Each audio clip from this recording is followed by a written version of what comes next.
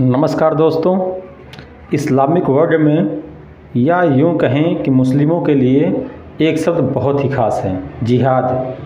और जिहाद करना हर एक मुस्लिम को अल्लाह द्वारा फ़र्ज किया गया है, जैसा कि उनके रिलीजियस बुक्स में बताया गया है, और जिसे पूरा करने पर उनके लिए जन्नत के दरवाजे खुल जाते हैं, जहाँ 72 हूरें, गिलमा, शराब की नदियाँ और न जाने क्या क्या तमाम ऐशो आराम की सुविधाएं उन्हें अल्लाह द्वारा प्रदान की जाती हैं। जिहाद अरबी का शब्द है जिसका अर्थ है संघर्ष करना। इसे अरबी भाषा में हर प्रकार के संघर्ष के लिए उपयोग किया जाता है। हदीस के हवाले से 4 तरह के जिहाद बताए गए हैं, जो हैं दिल से, ज़बान से, हाथ से और तलवार से। दोस्तों, मैं इसकी गहराई में नहीं जाऊंगा, पर इसका दुरुपयोग मुस्लिम कट्टरपंथियों द्वारा किस तरह किया जा रहा है उसे समझने की नितांत आवश्यकता है, और साथ ही आपको और आपके परिवार को इससे सावधान रहने की भी ज़रूरत है। दोस्तों, ये तो हो गया जिहाद, पर पिछले कुछ वर्षों से एक बहुत ही चर्चित मुद्दा गरमाया हुआ है, लफ्ज़ जिहाद का। तो आइए सबसे पहले ये समझते हैं कि लफ्ज़ जिहाद होता क्या है।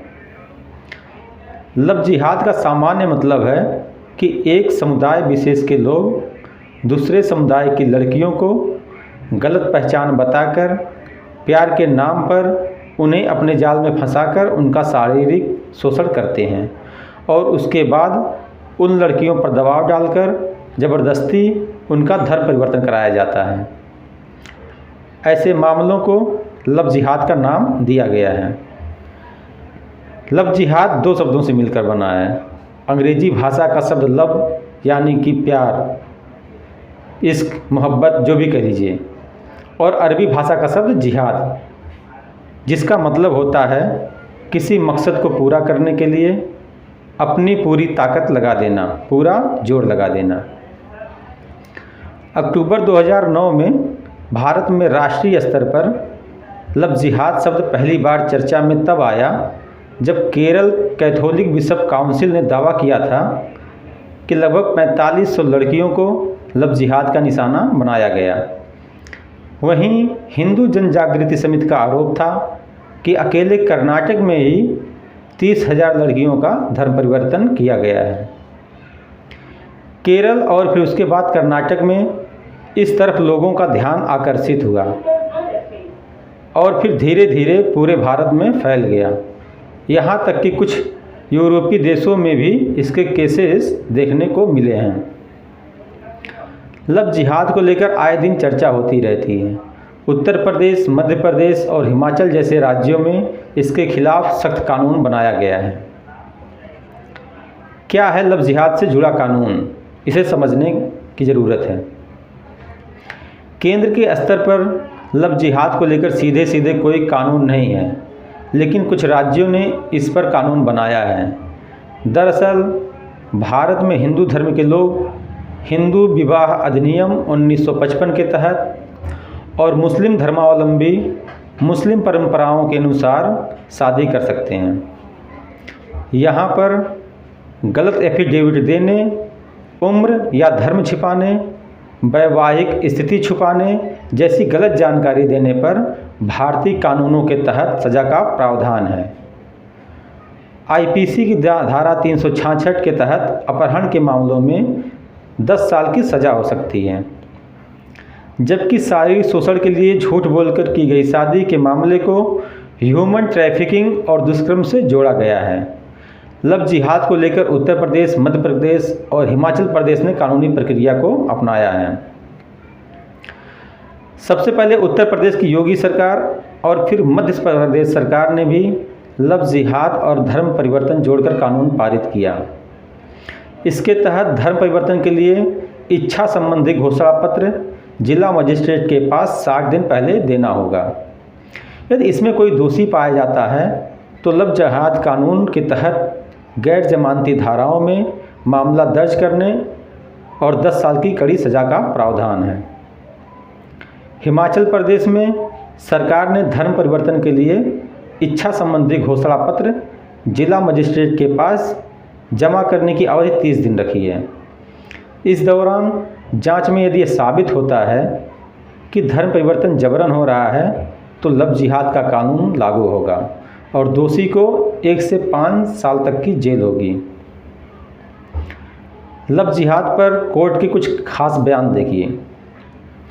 9 दिसंबर 2009 को केरल हाई कोर्ट के न्यायाधीश KT शंकरन, जो कि अब सेवानिवृत्त हो चुके हैं, ने लव जिहाद एंगल से जोड़कर एक फैसले में जबरन धर्मांतरण को लेकर सख्त टिप्पणी की थी।